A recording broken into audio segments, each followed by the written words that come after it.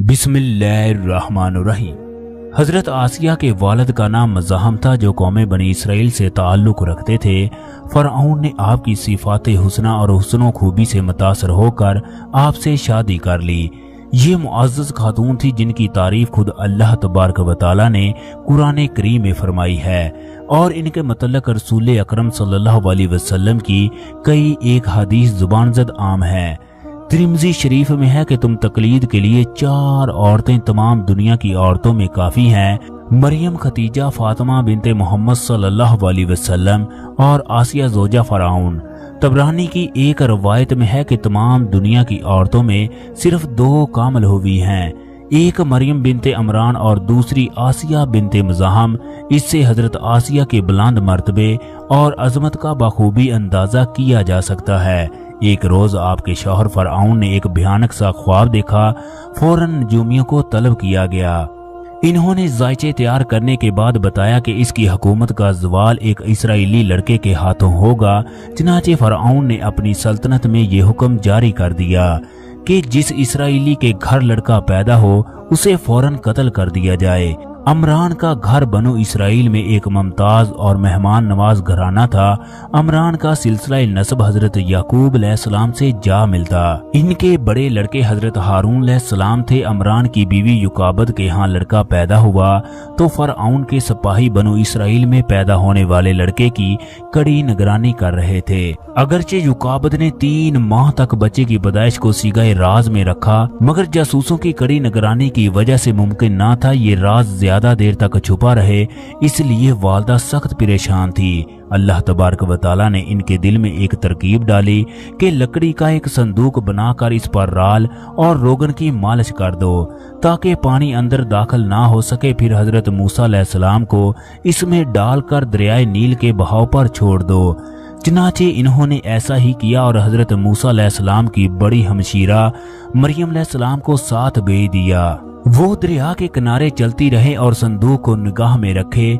चूंकि हजरत मूसा अलैहिस्सलाम की वालदा को अल्लाह तबारक व तआला की तरफ से बिशारत मिल चुकी, हम इस बच्चे को तेरी जानब वापस करेंगे और ये हमारा पैगंबर और रसूल होगा, इसलिए माँ के दिल को कदरे इत्मीनान था। अल्लाह तबारक व तआला जरूर इसके मासूम बच्चे की हिफाजत करेगा।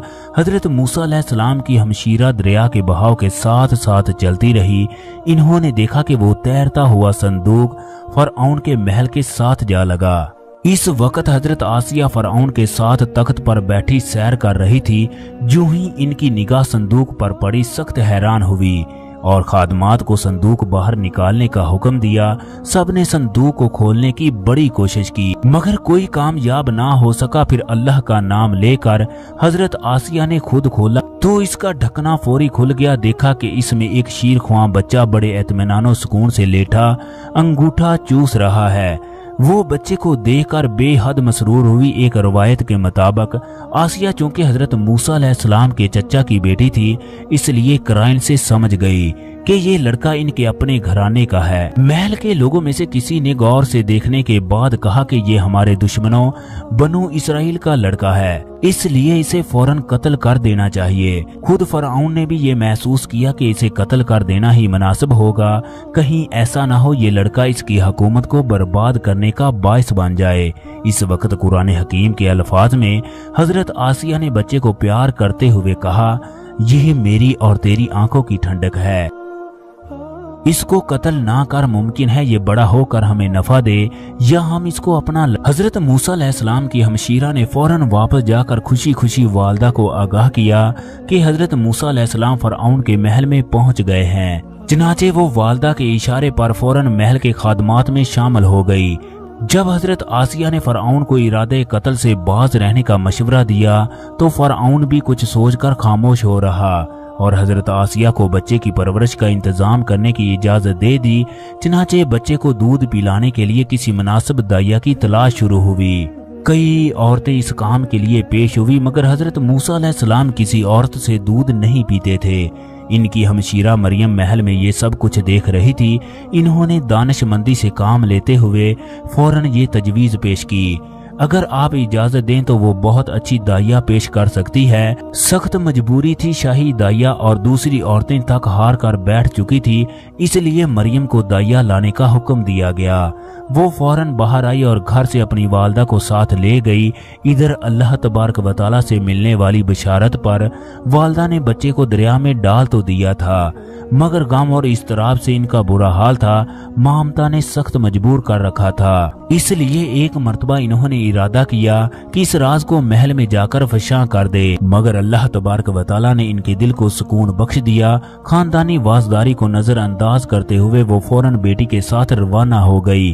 انتہائی پیار اور محبت سے اپنے بچھڑے ہوئے بچے کو گود میں لے لیا اور دودھ پلانے لگی۔ حضرت موسیٰ علیہ السلام نے ان سے لپٹ لپٹ کر دودھ پینا شروع کر دیا۔ حضرت آسیہ فوراً اس معاملے کی تہہ تک پہنچ گئی اور ان کے خیال کی تصدیق ہو گئی، مگر بچے کی حفاظت کی وجہ سے خاموش رہی۔ اس کے بعد ان کی والدہ کا یہ معمول ہو گیا کہ وہ روزانہ دن میں 2 مرتبہ بچے کو دودھ پلانے محل جاتی اور باقی وقت حضرت موسیٰ علیہ السلام حضرت آسیہ کے پاس کھیلتے رہتے۔ حضرت شاہ عبد القادر لکھتے ہیں کہ بچپن میں ایک مرتبہ حضرت موسیٰ علیہ السلام فرعون کی آغوش میں بیٹھے کھیل رہے تھے۔ فرعون کی داڑھی ہیروں اور جواہرات سے بھری پڑی تھی۔ حضرت موسیٰ علیہ السلام نے کھیلتے ہوئے فرعون کی داڑھی پکڑ کر کھینچ لی، جس سے موتیوں کے ساتھ چند بال بھی اکھڑ گئے۔ فرعون سخت طیش میں آیا، اس وقت انہیں قتل کرنے کا ارادہ کر لیا۔ جب حضرت آسیہ نے شوہر کے تیور دیکھے تو بڑی التجا سے کہا، اسے معاف کر دیجئے، آخر معصوم بچہ ہے، اسے کیا معلوم کہ کھجور اور چنگاری میں کیا فرق ہے، یہ بادشاہ کے مرتبے اور احترام سے واقف نہیں، اسے قتل نہ کیجئے۔ مگر فرعون بھی ایک ضدی بادشاہ تھا، وہ پہلے ہی حضرت موسیٰ علیہ السلام کو شبہ کی نظر سے دیکھتا تھا۔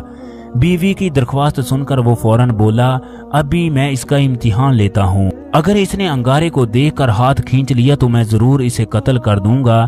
چنانچہ فرعون نے اس وقت کھجور کے چند دانے اور دہتی آگ کے چند انگارے منگوا کر حضرت موسیٰ علیہ السلام کے سامنے رکھ دیے۔ حضرت موسیٰ علیہ السلام موت اور زندگی کے دوراہے پر کھڑے تھے اور چند سیکنڈ میں فیصلہ ہوا چاہتا تھا، مگر اللہ تبارک و تعالیٰ کو حضرت موسیٰ علیہ السلام سے ایک بہت بڑا کام لینا مقصود تھا۔ پھر خود ان کی حفاظت کا ذمہ لیا تھا۔ حضرت آسیہ کا دل مارے خوف سے دھڑک رہا تھا اور دل ہی دل میں بچے کی سلامتی کے لیے اللہ تبارک و تعالیٰ سے دعا کر رہی تھی۔ جب دونوں چیزیں حضرت موسیٰ علیہ السلام کے سامنے آئی تو حضرت موسیٰ علیہ السلام نے جلدی سے انگارہ اٹھا کر منہ میں رکھ لیا۔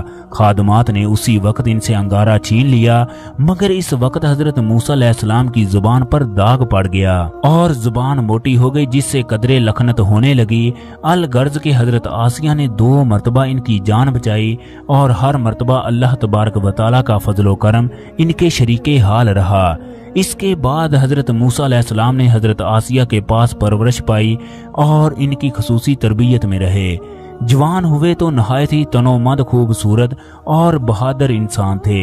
گفتار و کردار سے ایک خاص قسم کا وقار نمایاں ہوتا اور ان کی ہر بات میں عظمت کی جھلک دکھائی دیتی۔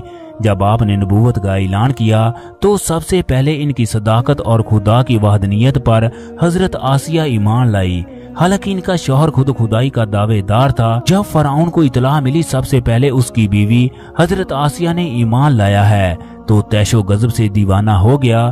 حضرت آسیہ کو گرفتار کر لیا گیا اور جیل میں اس قدر تکلیف دی گئی کہ ان کے بیان سے بدن کے رونگٹے کھڑے ہو جاتے ہیں، مگر آپ نے فرعون کے شدید اصرار کے باوجود راہ حق سے سر مؤخر نہ کیا، بلکہ تمام دکھوں اور مصائب کو بڑی خندہ پیشانی اور ہمت و استقلال سے برداشت کیا۔ آخر کار جب فرعون کے تمام حربے ناکام ہو گئے اور اسے یقین ہو گیا کہ یہ وہ نشہ نہیں جسے ترشی اتار دے اور اب آسیہ کو دنیا کی کوئی طاقت اس کے دین سے منحرف نہیں کر سکتی، تو اس نے عبرت ناک سزا دینے کا فیصلہ کر لیا تاکہ کوئی دوسرا شخص حضرت موسیٰ علیہ السلام کے دین پر لبیک کہنے کی جرت نہ کر سکے۔ بھلا خود اپنی پوجا کروانے والا شخص یہ کیسے گوارا کر سکتا ہے کہ اس کی اپنی محبوبہ بیوی دلی طور پر اس کی عظمت و جلال کو تسلیم کرنے سے انکار کر دے اور اس کے سب سے بڑے دشمن کا دین اختیار کر لے؟